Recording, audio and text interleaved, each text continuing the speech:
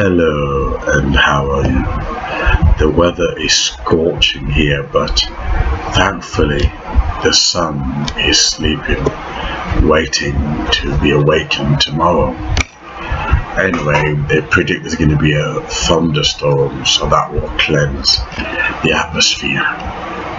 Unfortunately, the subject I have for you today will not do any cleansing nor healing. Before I continue, I hope you don't mind the fan in the background. You probably see the fan there. You know, it's really scorching, but I will try and make sure my voice is carried so you can hear me. Now, a white gay male said that he says white feminists are racist and hate black people. This is a quote from a white gay male. White feminists are racist, and I think he said hate black men. I don't think he said the word hate black people, but they hate black men, because in his video he focused on how the white feminists, they reinforce the black male stereotype, whether in courts, in legal system. You know, they try to concoct this idea that black males are sexually threatening, while the white feminists are calling themselves victims and giving hell to the white heterosexual male. They then continue to practice their racism unchallenged. And this white gay male had very powerful arguments. He was arguing that in schools, even white gay males and black males and black females and heterosexual white males, they all, how can I put it, give a kind of idol worship to the white females in school. You know, they would be the center of attention. You know, in fact, I remember when I was at school how in assemblies or in plays, white females were always picked. They were picked to play Virgin Mary. They were picked to play Goldilocks. I don't see any oppression at all. In fact, white heterosexual males love the white woman. He worships the white woman and puts her on a pedestal.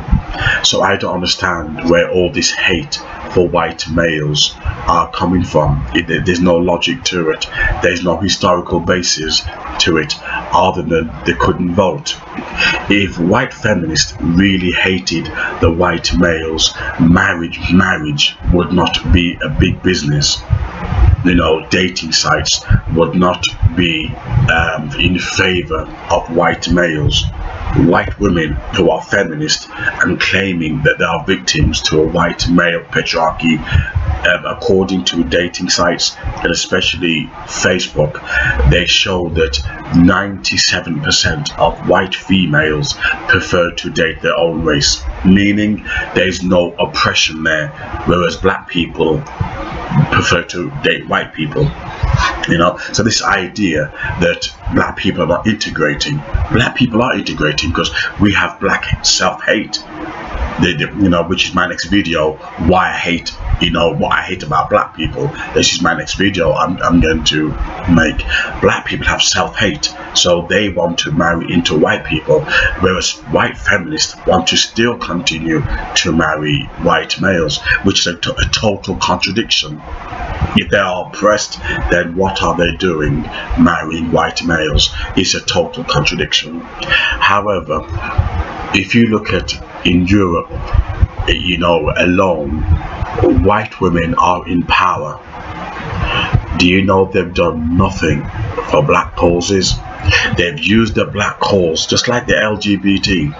White women or white feminists have used the black cause, the civil rights cause, to promote their own whiteness. Right, you know, they want to compete side by side with the white male. But the likes of Theresa May, you know, Angela Birkin, I think, from Scotland. They've done nothing. Nicola Sturgeon. There's so many powerful white women in power. Notably the Prime Minister Theresa May, and they are there to empower the white female sisterhood. They're not there for anybody else.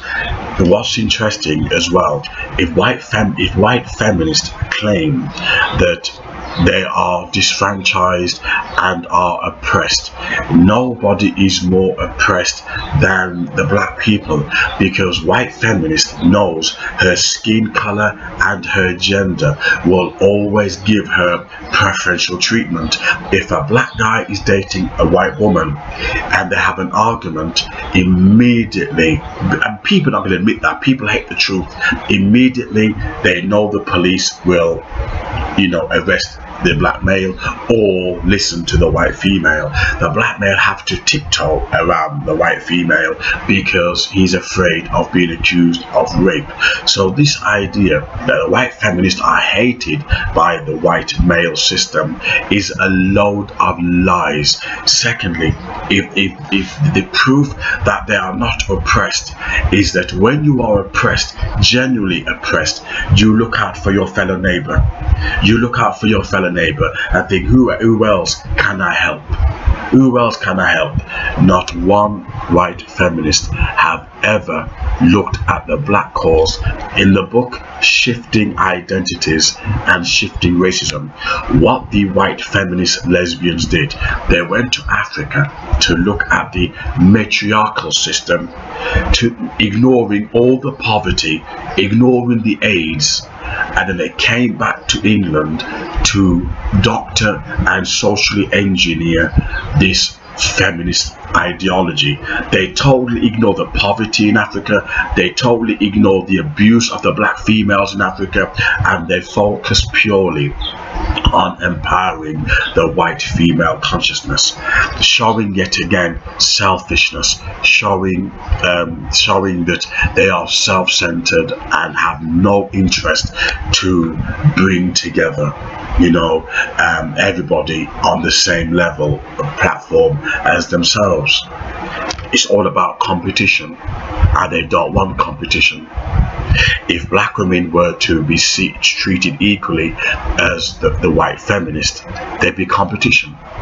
And that's why communism, Karl Marx, does not work. They pretend it's about extreme socialism and equality, egalitarian society. When it comes down to it and competition is involved, then racial factor will always come into it.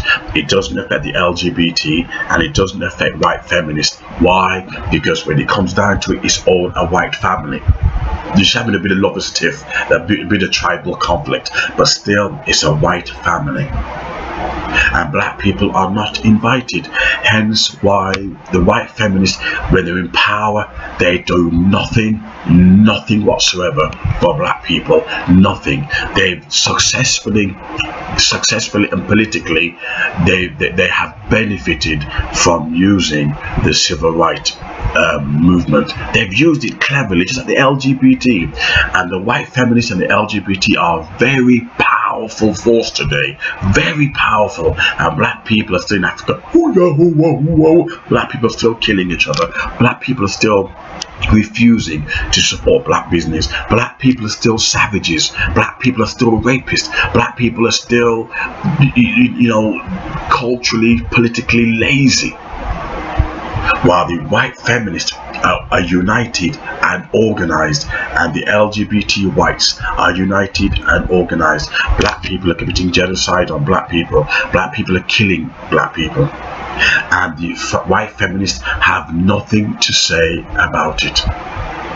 If you notice, the white feminists do not tread upon the field of the LGBT, nor did the LGBT tread upon the fields of the white feminists, because they're one family with one purpose, promoting whiteness and white values. And the black people, yet again, are at the bottom.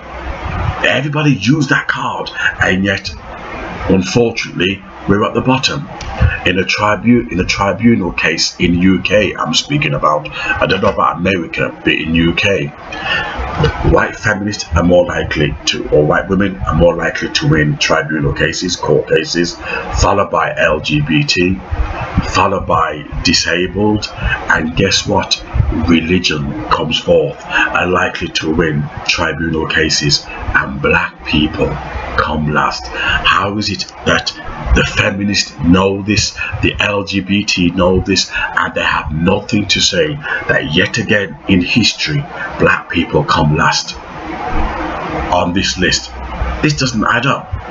If this was LGBT coming last and white feminists coming last, there'd be social implementation to try to readdress that imbalance.